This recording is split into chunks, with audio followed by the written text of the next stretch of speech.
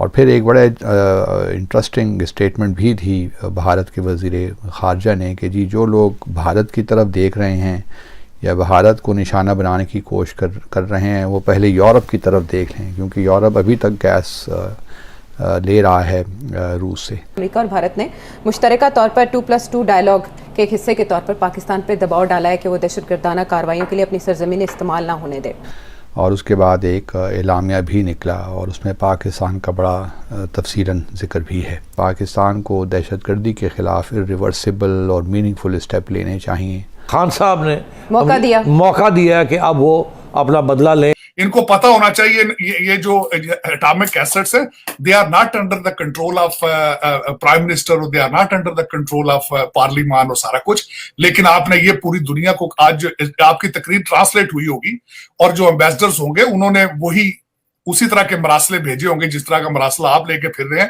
ان ambassadors نے لکھا ہوگا آج اپنے کنٹریز میں واپس، انہوں نے کیبلز دی ہوگی آپ کے اسپیچ کے بارے میں کہ you are sending the message to them کہ your assets are not safe۔ مگر یہ پریشر جو ہے انڈیا سے یہ کم نہیں ہو رہا، اور امریکہ کے ساتھ ایک پلیٹ فارم پہ کھڑے ہو کے یہ جو بات کہی ہے۔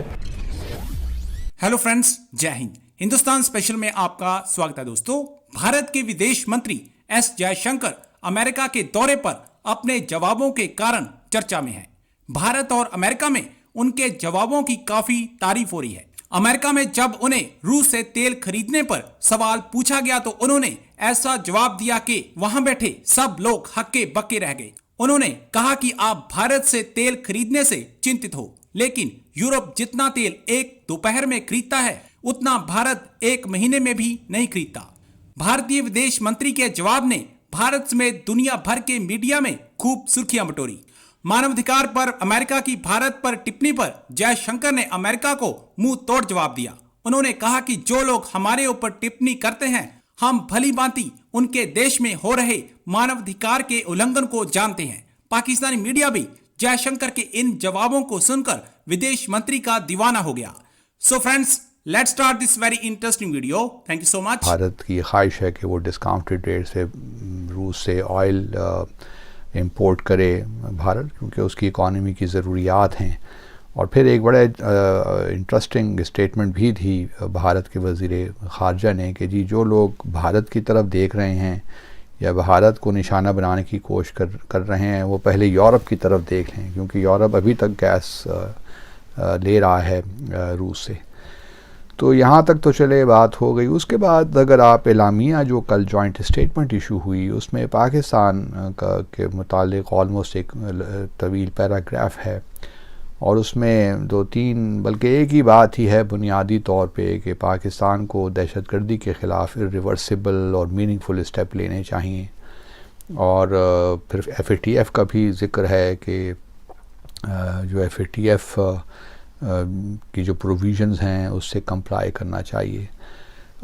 ممبئی پہ ہم جانتے ہیں کہ کس طرح ہم نے اس سارے معاملے کو صحیح طریقے سے ہینڈل نہیں کیا، اور اس میں ایک دوسرا جو ذکر ہے وہ پٹھان کوٹ ممبئی کا ہے کہ جو ممبئی کا اٹیک ٹرائل میں جو لوگ پاکستان میں اس وقت انڈر ٹرائل ہیں ان کو سزا دینی چاہیے، اس کیس کو لاجیکل اینڈ تک پہنچانا چاہیے۔ اور اسی طرح پٹھان کوٹ میں جو لوگ انوالوڈ ہوئے، پٹھان کوٹ آپ جانتے ہیں کہ 2 جنوری 2016 کا یہ واقعہ ہے اور پٹھان کوٹ ایئر بیس پہ ہوا تھا، تو اس میں بھی جو لوگ ملوث ہیں ان کو بھی گرفتار کرنا چاہیے، ان کے خلاف بھی مقدمہ چلانا چاہیے۔ تو یہ ان دو جو ہے حادثات کو بتایا گیا ہے کہ پاکستان کو ان پہ جو ہے ایکشن لینا چاہیے، اور پھر پاکستان کو یقینی بنانا چاہیے کہ کوٹ آن کوٹ کراس بارڈر ٹیررزم پاکستان کی طرف سے نہ ہو۔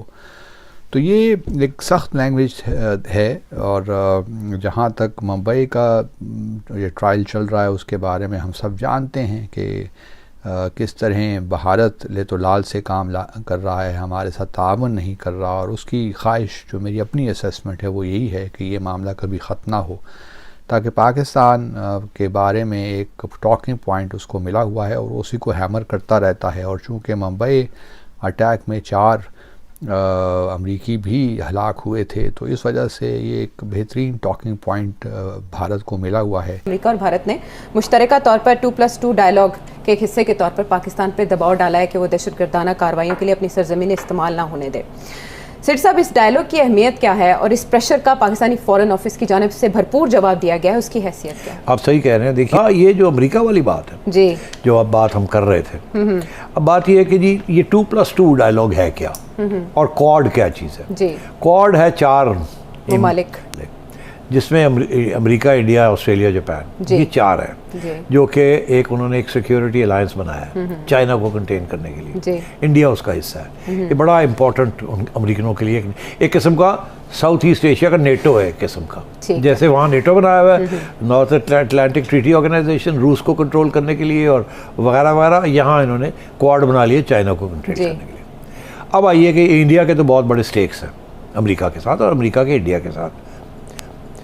اب یہ جو ڈائلاگ ہوا ہے یہ واشنگٹن میں ہوا ہے 2+2. یہ 2+2 انڈیا نے انیشیٹ کیا ہے. انڈیا نے یہ کہا کہ جی ایٹ ہائیسٹ لیول انڈیا کا ڈیفنس منسٹر اور انڈیا کا فارن منسٹر، یہ دونوں جو ہیں یہ آپ کے اپوزٹ نمبرز، باقی 3 جو ممبرز ہیں کوڈ کے، ان کے ساتھ یہ ڈائلاگ کریں گے اور اس کے اندر وہ اپنے مسائل بتائیں گے، یہ اپنے مسائل بنائیں گے. تو انڈیا نے ایک اور پلیٹ فارم مل گیا ہے جہاں وہ اپنے مسائل جو ہیں جس کے ساتھ ان کے چائنا اور پاکستان کے ساتھ ہیں، وہ پھر اس ایجنڈے کے ذریعے اس کو اوپر کرتا ہے.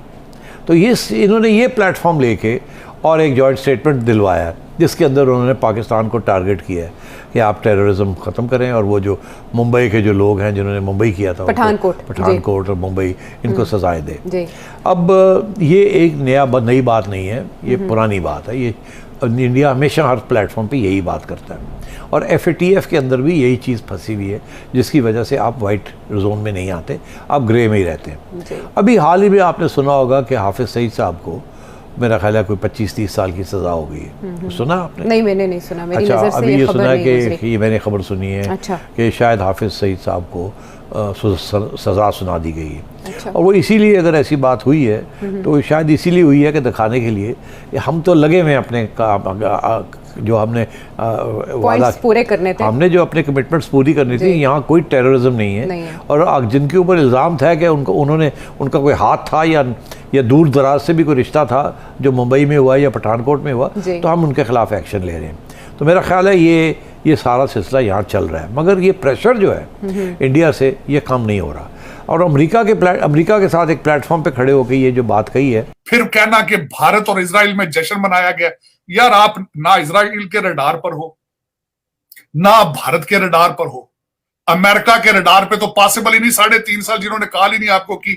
آپ کس قسم کی باتیں کر رہے ہیں کہ آپ کا قد کاٹ اتنا بڑھ چکا ہے کہ آپ ایک عالمی تھریٹ بن چکے ہیں. اور جو میں سب سے زیادہ کنڈیم کروں گا، خطرناک خان صاحب کا جو لفظ تھا کہ میں حکومت کے اندر اتنا خطرناک نہیں تھا، میں ان کو بتاتا رہا ہوں، میں سڑکوں پہ آؤں گا تو زیادہ خطرناک ہو جاؤں. یہ کس کو دھمکیاں دی جا رہی ہیں؟